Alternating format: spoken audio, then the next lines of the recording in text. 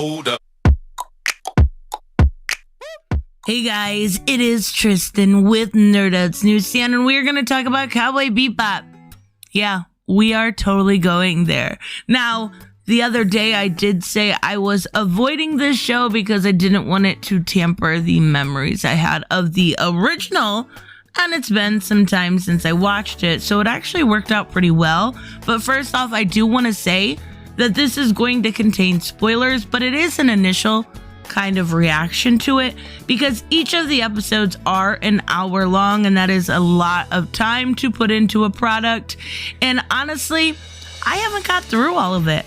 I'm only through episode 3, and I want to give my basic premise, my problems, my issues, and what I love about it. So if you are new to the channel and you enjoy this type of content, hit subscribe for me. Also hit like, leave me a comment down below. Let me know if you have had a chance to watch this, if you've enjoyed it, if you've hated it. I don't care. I want to hear about it. I want to hear your reasonings why. So let's talk a little bit about Cowboy Bebop. Now, I probably would have had this live action series done by now, but He-Man comes first, but you will have to wait for that video till our Bad Idea Monday. But, where do I start? Okay, there's a lot of changes, first off. And there was a lot I didn't really necessarily remember, and that's okay too.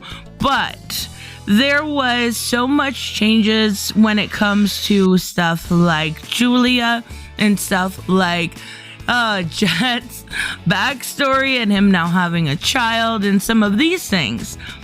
But I want to be fair with this review and say there are a lot of huge fans of this IP.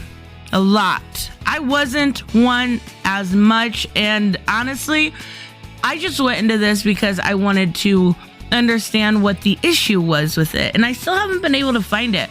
It was really good. A lot of the music transferred over.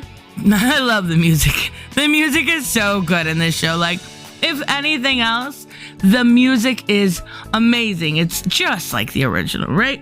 And as far as character-wise, we only get to see a little bit of Faye Valentine in the first 3 episodes. Only a little bit, so we'll talk about her first. She is very quirky for the sake of being quirky. I like it. It's very 2021. It is very much so a little bit different. I like her character though. And I think Danielle Panetta does a really good job at kind of embracing everything that Faye is. Everything.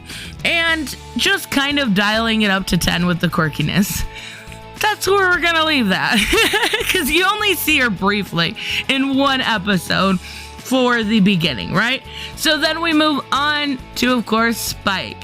Now, Spike now has a old call name for the syndicate. He was Fearless. Okay, I don't remember that. Correct me if I am wrong in the comments below. But I think it actually works for the sake of storytelling in this when it comes to the syndicate. Now, Vicious is kind of awesome. He looks amazing, like nearly perfect when transferring over from the anime. He looks great. Honestly, I really enjoy the way he looks. As far as Julia, now I do know some spoilers, so I want to make sure I preface this video by saying this spoiler is going to reach past the 3rd episode, but I do know that Julia does end up being a villain, which unless and until I actually see the context around that, I'm gonna hold off judgment, right? Because I don't know what it is. Obviously, she is a battered woman. There is an extremely emotional part where we see Vicious having to show his loyalty to the syndicate, and he is actually has the gun pointed straight to her head and pulls the trigger. It is a blank round, or there's no bullet in the chamber, but he was willing to kill Julia, and that was kind of the point where she said enough is enough is enough is enough, and feels like it is time to move on, or at least begin to try to move on. So I'm curious the context around that. I will update you guys once I've finished it, but as far as right now, love the character. Love the actress. I actually thought I was going to have a hard time taking the character of Spike Spiegel seriously, just because I had seen I believe his name is John Cho, and so many other different things that were comedic at best.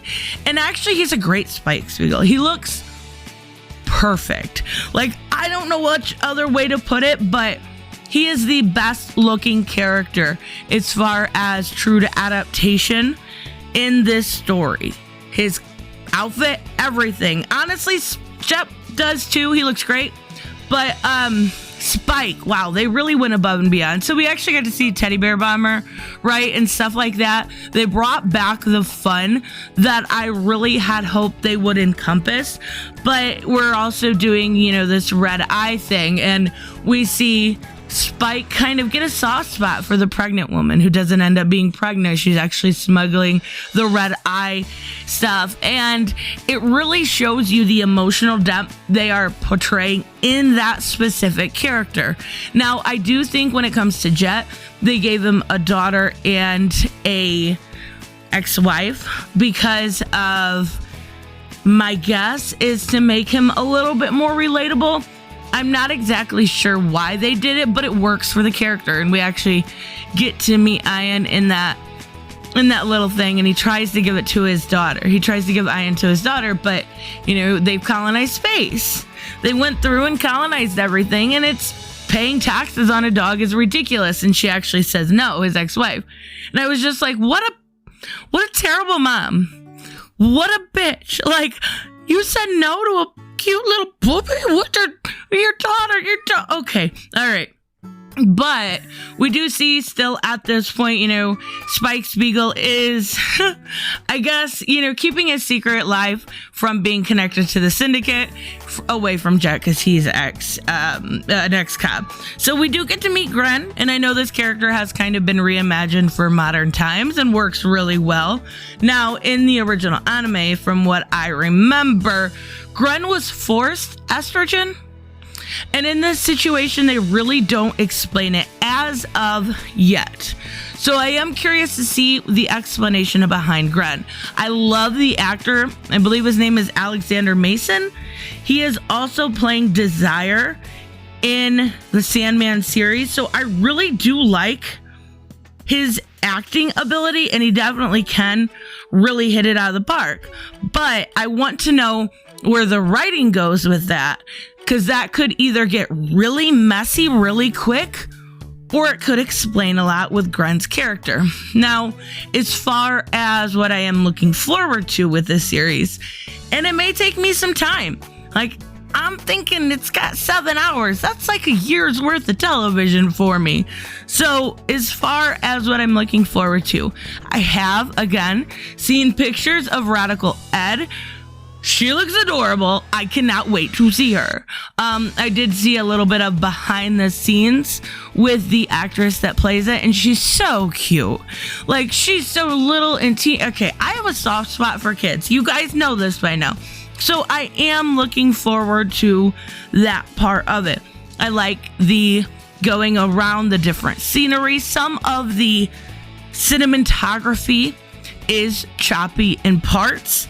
It is a little bit at sometimes almost nauseating the way they do chopping, but sometimes it works so well for a scene.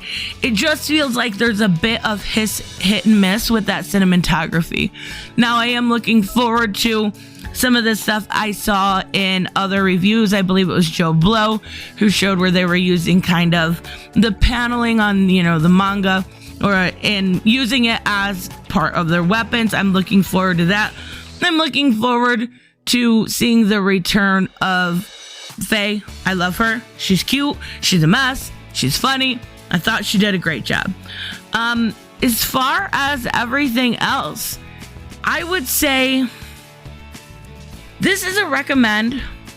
My biggest thing here is I haven't finished it, and I am giving you my initial thoughts. But if you're going into this and you're wanting to hate it, you're not going to like it. You're not.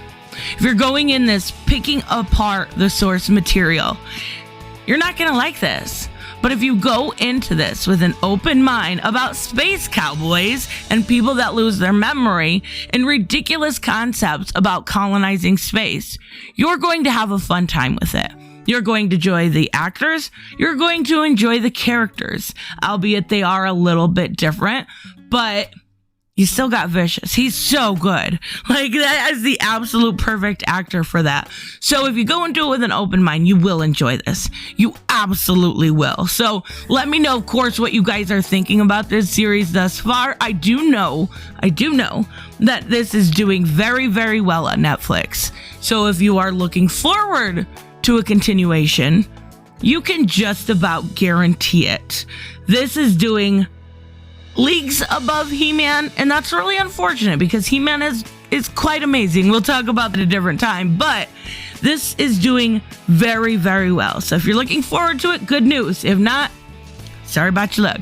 I will see you guys in the next one. Bye-bye.